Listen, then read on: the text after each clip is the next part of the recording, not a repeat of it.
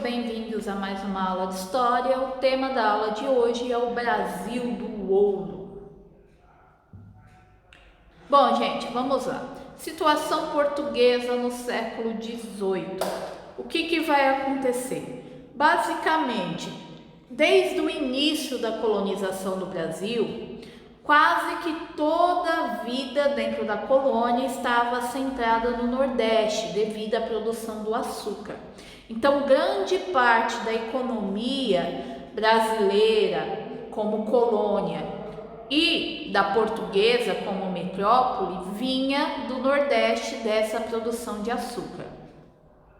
E o que vai acontecer? A economia portuguesa ela carecia de uma infraestrutura produtiva e por isso dependia de outros países. Portugal era um país muito pequeno que não tinha muito matéria-prima e não tinha uma produção industrializada. Então, o que acontecia? Basicamente, Portugal dependia de outros países, principalmente a Inglaterra, para produtos básicos que Portugal não produzia em seu próprio território.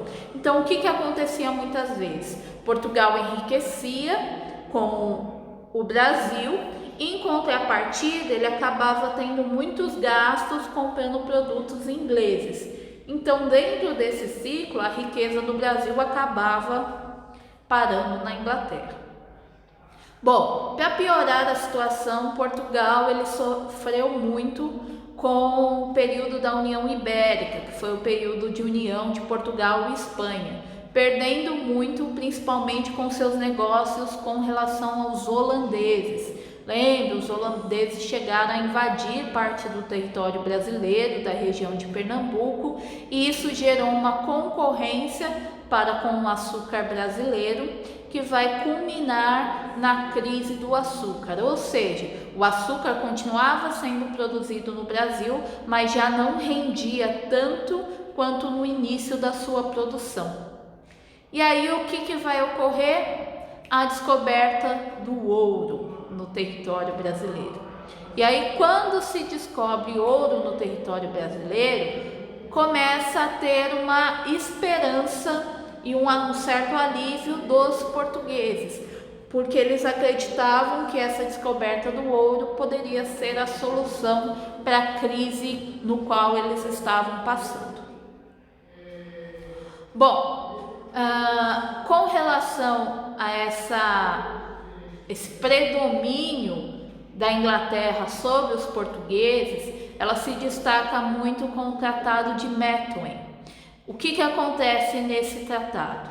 Basicamente é um acordo entre Portugal e Inglaterra, que foi assinado em 1703, e é um acordo que prejudica muito os portugueses. Por quê? Os portugueses eles acabam tendo favorecimento alfandegário na venda dos vinhos para a Inglaterra, mas eles eram obrigados a comprar manufaturados, ou seja, produtos ingleses, sem qualquer taxa aduaneira.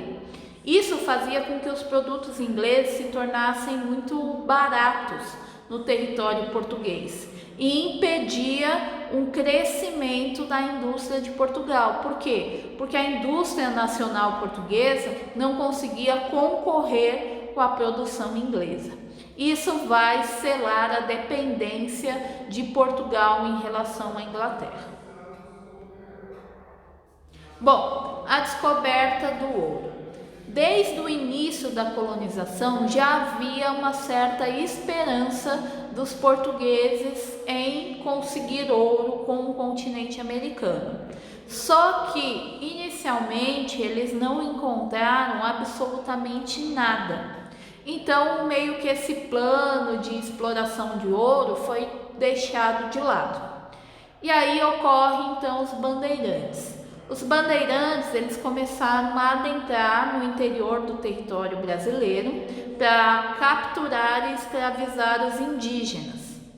E aí, nesse processo de vasculhar o interior do território brasileiro, em 1693, o paulista Antônio Rodrigues Arzão, ele descobre ouro no território de Minas Gerais. gerando aí toda uma esperança para a coroa portuguesa. Bom, como que seria essa região do ouro? A região do ouro seria situada na Serra do Espinhaço. Basicamente, os paulistas eles tinham que atravessar toda a Serra da Mantiqueira, era um território muito complicado de se ultrapassar. E o ouro ele era encontrado em pequenos planaltos, as chapadas, ou em leitos de rios e riachos, onde você acabava encontrando a maior quantidade de ouro. A extração era uma extração muito rudimentar, não havia muita tecnologia para se extrair o ouro e era utilizada uma espécie de bateira, que era uma espécie de bacia, no qual eles lavavam a areia, as pedras e retiravam o ouro do fundo. Geralmente eles utilizavam mercúrio para essa prática, para poder limpar. E o mercúrio é um elemento muito tóxico que acabava poluindo os rios e acabava intoxicando também os mineradores. Bom, os efeitos imediatos aí dessa descoberta do ouro. Se descobrir um ouro no Brasil, o que vai acontecer? Vai atrair pessoas para aquela região. As pessoas tinham a ideia de um enriquecimento rápido, então pessoas de outros estados do Brasil, de outras províncias brasileiras e até mesmo portugueses vão acabar vindo para o Brasil com a intenção de explorar o ouro. Inicialmente eles se instalavam em condições muito precárias, porque era uma região onde não havia sido explorada ainda, então era basicamente uma mata e não havia muitos recursos. E aí aos poucos foram surgindo pequenas povoações mais ou menos prósperas. O alimento era bastante caro e o contrabando era muito comum naquela área, o que vai acabar gerando muito conflito. O que acontecia? Muitas pessoas começaram a se instalar na região das minas. Algumas pessoas foram percebendo que aqueles mineradores precisariam do quê? De alimentos, e foram formando cidades ali ao redor da região das minas. Essas cidades abasteciam as regiões mineradoras com alimentos. Só que aquela questão, o alimento era escasso, então você podia cobrar o valor que você quisesse. O alimento era pago muitas vezes em ouro. Então quem acabou enriquecendo muito ali na região foram os comerciantes que abasteciam os mineradores. Bom, como eu falei, como era uma região de muito contrabando, ocorria muitos conflitos. E um dos principais conflitos que ocorreu na região foi a chamada Guerra dos Emboabas, que foi uma disputa entre os paulistas e os emboabas que desejavam aí a exclusividade da exploração do metal. Então o que acontecia? Os paulistas, como foram as pessoas que descobriram o ouro, eles acreditavam que eles deveriam ter a exclusividade da exploração. Os emboabas seriam todos aqueles que chegavam à região, ou seja, portugueses ou outros colonos que chegavam à região. Geralmente esses emboabas, eles tinham muito mais condições e eles andavam de botas, enquanto os paulistas acabavam andando descalços. E aí o que acontece? O rei ele não dá essa exclusividade da exploração do metal para os paulistas e vai gerar uma guerra entre os paulistas e os emboabas. E aí a gente vai ter o chamado Capão da Traição. O que vai ocorrer nesse Capão da Traição? É um local onde vários paulistas vão ser massacrados pelos emboabas. E aí com essa guerra, muitos paulistas vão acabar se retirando daquela região e indo explorar outros territórios, o que vai ser interessante porque eles vão acabar encontrando metais preciosos em outras regiões do Brasil. Bom, a administração e a exploração do ouro. Basicamente, com a descoberta do ouro, o Brasil passou a ser alvo da atenção da coroa. Por quê? Porque a coroa queria enriquecer através dessa extração do ouro. E basicamente, o que vai acontecer? Toda atividade mineradora vai estar sujeita à vigilância e uma fiscalização extremamente rigorosa. Então, a coroa vai aplicar altos impostos sobre a exploração do ouro e sobre o comércio, principalmente aí entre a metrópole, que seria Portugal, e a colônia, com relação específica mais a essa região mineradora. Bom, formas de exploração do ouro. Como foram as formas de exploração? Então, é importante ressaltar, toda jazida encontrada pertencia ao rei, e o rei pegava esse território, então, de exploração e dividia em datas, ou seja, dividia em lotes de terra. Os 2 primeiros lotes de terra vão pertencer àquele que encontrou a jazida. Os outros lotes vão ser divididos entre as pessoas que queriam explorar. Aqueles que tinham maiores condições, escravos para explorar a região, ficavam com os maiores territórios. O ouro no Brasil era um ouro de aluvião, ou seja, era encontrado em áreas com pouca profundidade e era retirado com técnicas rudimentares. Ou seja, a gente tem a bacia, como eu falei, vai limpando a terra e o ouro fica no fundo. O ouro no Brasil era encontrado em pequenas pepitas, como aparece aí na imagem.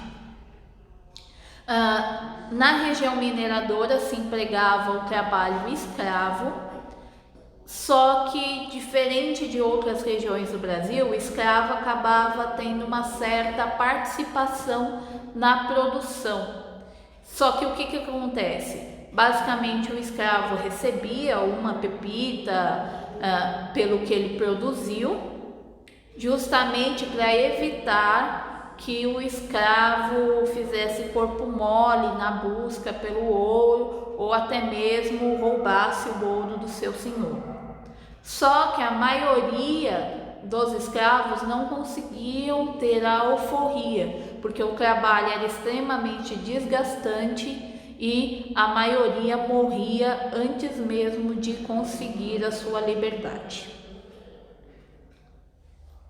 Bom, formas de exploração. Existiam 2 formas. A primeira eram as lavras, eram basicamente grandes empresas mineradoras que acabavam investindo muito capital. Então, eles tinham muitos escravos, ferramentas e equipamentos.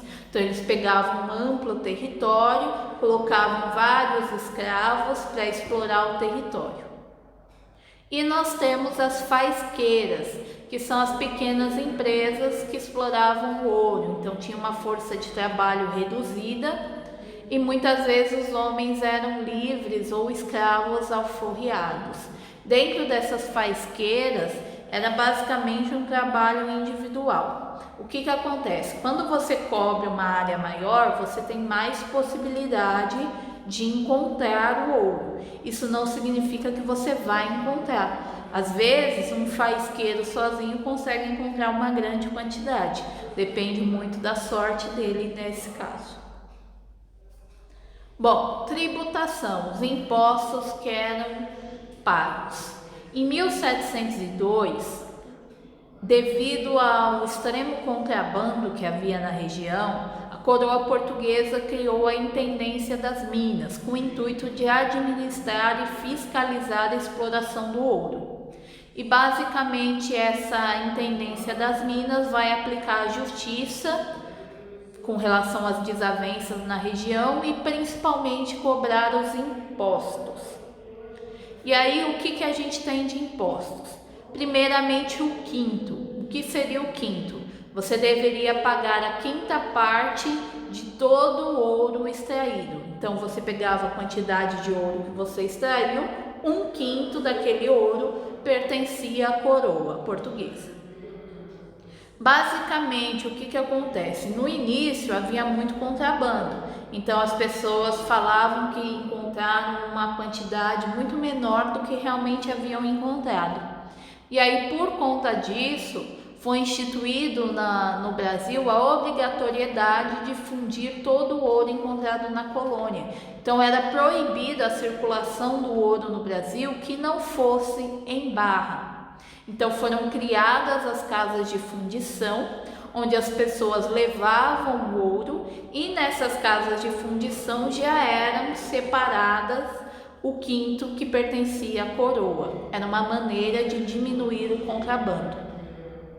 Para complementar essa situação, também houve um aumento da fiscalização e do policiamento, criando aí postos fiscais, principalmente nas estradas que levavam às regiões mineradoras, justamente para ver se alguém estava retirando ouro daquela região. Bom, mais tarde também foi criada a captação. Então, o que seria a captação? Basicamente, os senhores eles eram obrigados a pagar uma determinada quantidade por escravo, independente da atividade executada. Ou seja, você tem tantos escravos, você tem que pagar tanto de ouro para a coroa portuguesa. Os trabalhadores livres, eles deviam pagar sobre eles mesmos. E aí, então, a gente tem a circulação do ouro em barra com a questão aí do símbolo da coroa, do selo da coroa, mas é lógico, o brasileiro sempre dá jeitinho para tudo. Então havia o contrabando através dos santos do Paoco. O que eles faziam? Eles produziam um santinho de madeira, colocavam as pepitas de ouro dentro do santo e transportavam. Os fiscalizadores, eles viam a imagem do santo e, lógico, população extremamente religiosa, eles não iam quebrar o santo para verificar o que tinha dentro. Então, muitas vezes acabava passando o ouro ali escondido dentro do santo. Daí veio o termo santo do Paoco, justamente que era uma forma de contrabando do ouro. Bom, como é uma região de muitos conflitos e esses impostos abusivos da coroa gerou várias revoltas. Uma das primeiras revoltas foi a revolta de Filipe dos Santos. Ele basicamente vai se revoltar e fazer vários protestos contra a coroa e as casas de fundição, e por isso ele vai acabar sendo preso, executado e esquartejado em 1720. Então foi uma das primeiras aí revoltas com relação aos impostos da coroa que a gente vai ter na região das Minas. Bom, diante de toda essa situação, em 1720 o governo português ele vai transformar Minas Gerais numa capitania, separando Minas Gerais de São Paulo, e vai estabelecer o que foi chamado de derrama. Então, o que acontece? A coroa impõe ao território brasileiro uma taxa mínima obrigatória de impostos, que equivalia a 100 arrobas, ou seja, 1.500 quilos de ouro por ano. Então, o minerador ele tinha que pagar 1.500 quilos de ouro por ano para a coroa portuguesa. Caso ele não atingisse essa arrecadação, isso se acumulava como dívida. E a coroa poderia fazer o que nós chamamos de derrama, que era cobrar essa dívida. Ou seja, basicamente, as pessoas que iriam fazer a derrama iriam na sua casa e confiscariam todos os seus bens até dar o valor da dívida que você tinha com a coroa portuguesa. Bom, no Brasil não foi explorado somente o ouro nessa época, mas a gente tem também a descoberta e a exploração de diamantes. Essa exploração de diamantes ocorreu aí no princípio do século XVIII. Basicamente, os portugueses já exploravam diamantes com relação às suas colônias no continente africano, mas era uma exploração muito pequena. E aí foi encontrado diamante no território brasileiro. A extração do diamante era livre e o pagamento de impostos se fazia da mesma forma como o ouro, ou seja, através do quinto. Mas a forma de controle foi diversificada, diferente com relação a essa região, porque o diamante era muito mais fácil de você burlar a fiscalização. Então, o que vai acontecer com relação ao controle do diamante? Então, vai se formar o distrito diamantino, que seria a cidade diamantina, na região de Minas, e basicamente a exploração era privilégio de algumas pessoas que pagavam uma quantia fixa para a exploração. Então, somente algumas pessoas podiam explorar aquele território. Em 1771 vai ser criada a Junta de Administração Geral dos Diamantes, no qual a autoridade era um intendente, e basicamente ele vai organizar a cidade para que ninguém entrasse ou saísse sem a autorização do intendente. Então, pessoas de fora não podiam entrar ali na região, e as pessoas que saíam, elas eram fiscalizadas antes, para ver se não estavam contrabandeando o diamante. E essa autoridade, ela conseguia ser efetiva porque ela tinha os dragões das minas, que eram militares que reprimiam aí qualquer tentativa de sonegar os impostos. Então, eles fiscalizavam as estradas para fazer cumprir a administração geral. Bom, gente, por hoje é só. Espero que vocês tenham gostado da aula e até a próxima.